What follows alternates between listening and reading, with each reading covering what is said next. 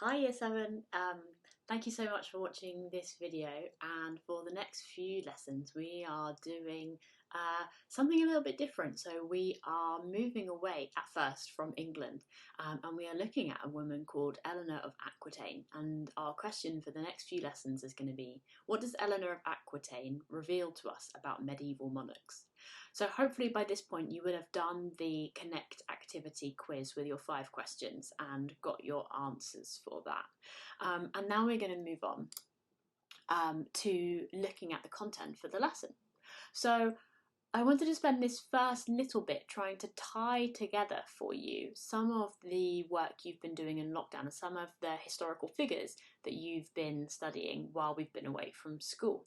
So you will remember that at the beginning, a couple of months ago now, you were looking at Alfred the Great and how he fought off the Vikings, and the changes that he made to England. Now, Alfred was a good couple of 100 years before Eleanor of Aquitaine, but they have a link with each other. So Alfred the Great and his descendants eventually link through by marriage to William the Conqueror. Now, more recently, you've been doing some work with Miss Blackwell about William the Conqueror, who came over from Normandy, which is in what we now call France, and became the King of England. Now, from there, William had 2 sons who became King of England. First of all, there was a son called William II, and after that, when William he died, and his brother Henry I became king. And we pick the story up from there. So we've got Alfred the Great over here, back in the day, in the Anglo-Saxon times. Then you've been studying with Miss Blackwell about William the Conqueror, and by this point we're in the 11th century. So then you've got these 2 sons of William, these Norman kings, and one of them is called Henry. Now, what he aims to do is he aims to pass the throne down to his son, but very sadly, his son died, and so he had a daughter called Matilda. And Matilda's brother had died in a disaster on a ship. And so what Henry did was said, well, Matilda is my daughter, and you guys, as the nobles of England, I need you after I die. I need you to rally round Matilda and to make her your queen. And the nobles in the country, the kind of lords and dukes, and they said, yeah, sure, we'll do it. But when Henry died, they actually ended up making this guy over here, Stephen, who was Matilda's cousin, they made him king. Now, part of the reason why that was able to happen was because Matilda was actually not living in England at the time. She had married and had moved abroad. So Stephen was in England, and he quickly kind of seized the crown and became king. Now, Matilda was, as I'm sure you can imagine, pretty furious about this. So Matilda and Stephen, they fought what we would call a civil war. And that means when you've got a war within a country, rather than between 2 countries, within a country. And a way that they finally kind of came to an agreement was that Matilda wouldn't become queen, Stephen would remain king, but Matilda's son, would become king. So Matilda had a son called Henry, who then became king and was crowned Henry II. And he married a woman called Eleanor of Aquitaine. And it's Eleanor of Aquitaine that we are going to be focusing on in these lessons. But I wanted to give you a sense of how some of the things you've been studying link together. So Eleanor of Aquitaine, we're going to have a think about, what does she reveal to us? What does she reveal about medieval monarchs.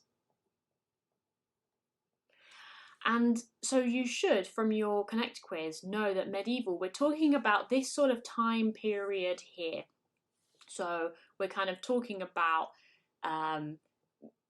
it's debatable, but really from the time of the Anglo-Saxons, really through to sort of the time of the Tudors. That's the kind of medieval time, medieval era. And we're looking at monarchs, right? And you should know from your Connect activity, so we're looking at kings and we're looking at queens. And so we're going to have a look at this queen here, Eleanor of Aquitaine. When you come back in September, we are going to be looking at one of Eleanor's sons, who is known as King John, or Bad King John.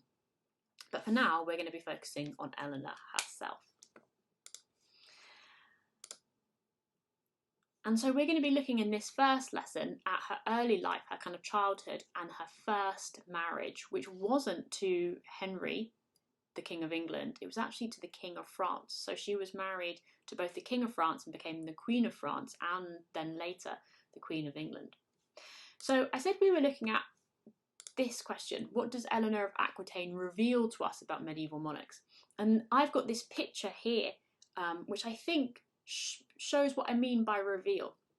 So we're going to use Eleanor of Aquitaine and her story and her life to kind of peer behind the curtain at medieval monarchs, and we're going to use her to kind of think about what could we learn about medieval monarchs from Eleanor and her life. So let's talk about her early life, and all the while I want you to be thinking about, well, what does this show us about medieval kings and queens? So Eleanor was born here in Aquitaine, and her father was Duke of Aquitaine, and he ruled over this area here, everything in this kind of mid-pink colour. Now you'll notice that Aquitaine is part of a bigger country that we call France, and the King of France lived in Paris, and in theory he controlled all of this area here in this, with this blue line. But actually, although these individual kind of local rulers owed him allegiance, so their loyalty, actually the King of France was only really particularly powerful in this area, and in these areas other local leaders were powerful. And Eleanor was born in this area, and her father was the Duke of Aquitaine, and he ruled over it. And Aquitaine was a wealthy place because of its vineyards. So they grew grapes, and you might know what adults tend to make from grapes is wine, and that was sold all over Europe. And it had lots of fertile land, good for farming. So Eleanor would have grown up surrounded by wealth, and this is the dining hall that she would have eaten in. Now, nowadays it's bare because it's like people go and visit it as a tourist attraction, but you've got to imagine I think these are like fireplaces, so the fires might have been roaring in the winter. There would have been really big long tables. You've got to imagine people like singing, maybe dancing, eating lots of fine food. So Aquitaine was a busy place, it was a lively place, it was a wealthy place. So maybe think about, what does that reveal? That's how she grew up. What does that show us about medieval kings and queens? Now, there's a woman called Sarah Cockerill, and she wrote a book about Eleanor, which looks like this. And she says that we know very little about Eleanor's childhood, because almost nothing was written down, that historians can use today. And I want you to have a think about, why is that? Why might there be not very much written down about Eleanor? And so Sarah Cockerill argues that the reason there's not much written down is because Eleanor was a girl. And so maybe if she'd been born a boy and then would have been expected to be the Duke of Aquitaine, they would have written some stuff down about her childhood. But because she was a woman, they didn't think it was necessary to record things about her birth or her education or her childhood. So we don't really know very much about her early life. We don't know for certain what language she would have spoken. We think she might have spoken a language called Languedoc, which is like a type of French, but we don't know. We don't know for certain. So it'd be interesting to think about, what does that show us? If even people who were from no nobility, they didn't have stuff written down about them if they were girls. Maybe think about, what does that show us? So by this point, let's have a little stop and a little think. What does her childhood show us about medieval monarchs? Well, maybe it shows us about the differences between how boys and girls might have been treated, or kings and queens. Maybe it shows us about wealth. Maybe it shows us about how much power a king might have had over the area that he said he ruled. Okay, keep those things in mind because it's going to be useful for you later. Maybe you've got other ones. So now we're going to talk a bit about Eleanor and her marriage. So when two people get married, they agree to live together or to be together as husband and wife. And I'm going to move this up. So Eleanor's father, when she was a teenager, probably about your age, a little bit older actually, Eleanor's father went on a pilgrimage, and a pilgrimage is like a religious journey where you travel to a holy place for like a religious reason. So it's like a religious journey. And he went on a pilgrimage from a place in France called Bordeaux in Aquitaine, and he travelled down through what we now know as Spain, and he travelled to this place, Santiago de Compostela, or at least that's what he was hoping to do. But sadly, he died on the way, and he never returned. Now, that left Eleanor sad, grieving, but it also left her in a difficult position. So she was just a teenager at this time. We think maybe she was about 13, or she might have been 15. Do you remember I said we don't know exactly when she was born? And so she suddenly became, as a teenager, the Duchess of Aquitaine, in control, in theory, of all of this area of France, a huge chunk of France. And in Southern Europe, rather than in sort of Northern Europe, it was actually really common for women to be able to inherit land. So maybe that's another thing, maybe that Eleanor reveals about medieval monarchs. And so Eleanor had this land, it belonged to her, right? It legally belonged to her. Now we've got this guy, Professor Vincent, he's also a historian, and he has said that Eleanor was a walking title deed. Now, a title deed is basically a piece of paper that shows you own land. So what Professor Nicholas Vincent is saying, that Eleanor was effectively a walking route, a walking piece of paper for somebody to control all of this land. And that's important for us because we got to think about, how might that have put Eleanor in danger? If Eleanor was seen as a way to get hold of this land, how might that have put Eleanor in danger?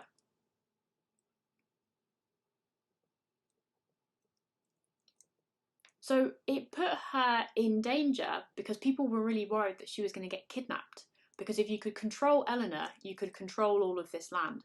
So her father had made an arrangement for her to marry so that she'd be under the protection of her husband now after her father died. So that's another thing. Maybe what does that reveal to us about medieval monarchs, about kings and queens, and whether they were seen as equal. And so her father, before he died, had organised for Eleanor to marry the King of France, whose name was Louis. And this is a picture from the time, a drawing of the time of Louis, who was the son of France and who came down to Aquitaine, which was rare that he left this sort of area. He came down to Aquitaine to get Eleanor because they were so worried that if she moved around, that she would be captured, maybe kidnapped and forcibly married by force to somebody else. So Louis and Eleanor got married, and Eleanor gave this vase, this one here, to Louis as a wedding present. Now this might not seem very spectacular today because a couple of 100 years ago, you might be able to see it got dropped and broken. But this is carved out of crystal. And when you hold it up to the light, it displays so many incredibly beautiful colours. It's an incredibly beautiful vase.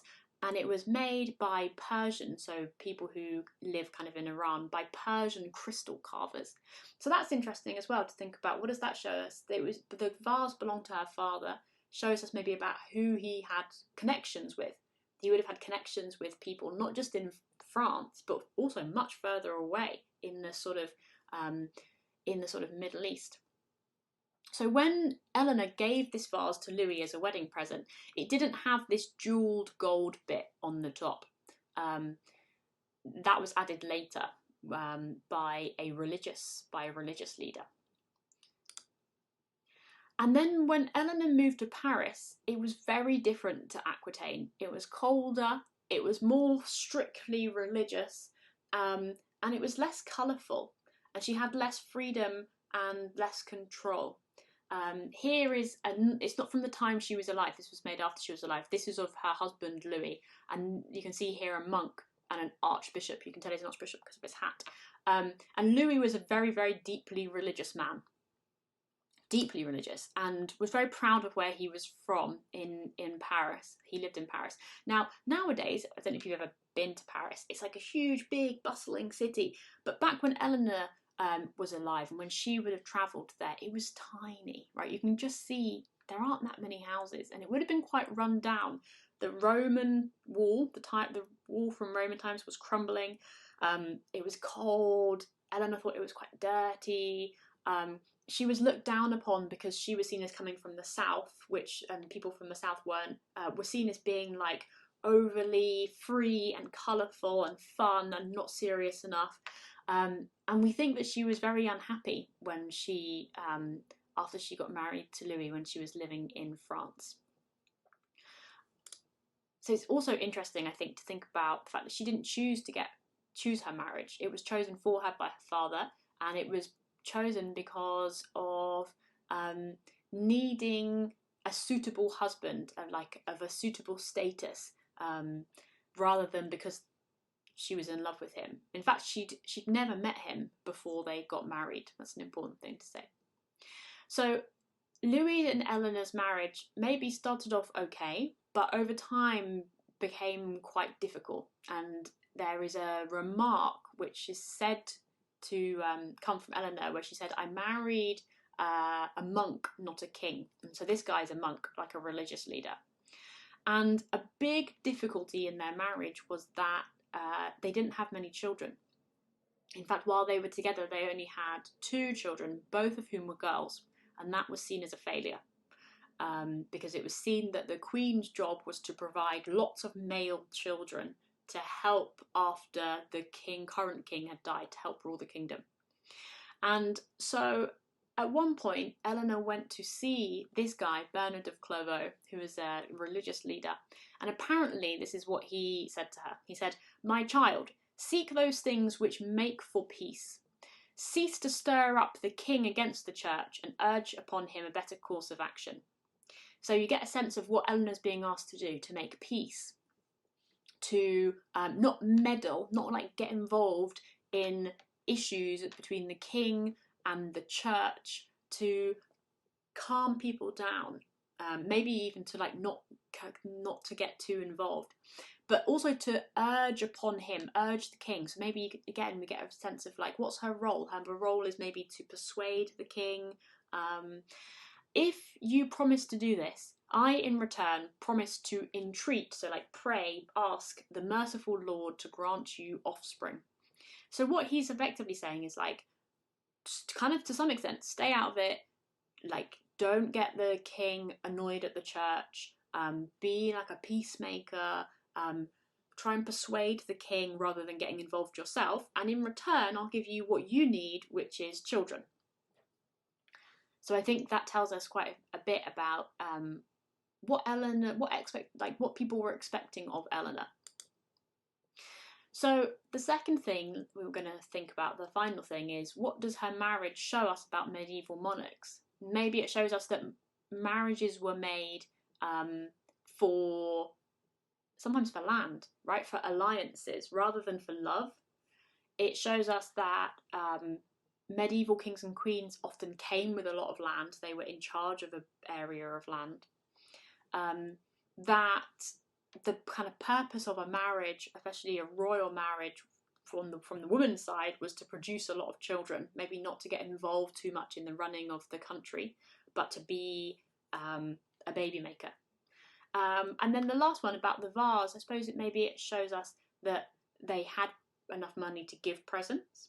And this particular vase, made as it was by people from Persia, which is when we remember we're talking about the Silk Roads, Persia was like on the journey through, was that some of the medieval monarchs were really connected with people who actually lived quite far away from them, especially to get like nice things.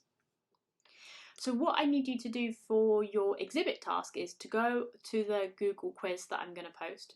There will be 10 multiple choice questions, which will each be worth 10 marks each, so that's 100 marks. And then there are going to be 2 short answer questions, and they are going to be worth 25 marks each. And those questions are: what does Eleanor's marriage show us about medieval monarchs? And what does Eleanor's childhood show us about medieval monarchs? So good luck. If you need any help with the quiz or the questions, please write a comment on the Google Classroom, or you can send me an email. Hope that you're staying safe and well, and thank you for watching this video. All right, see you later, year 7. Bye.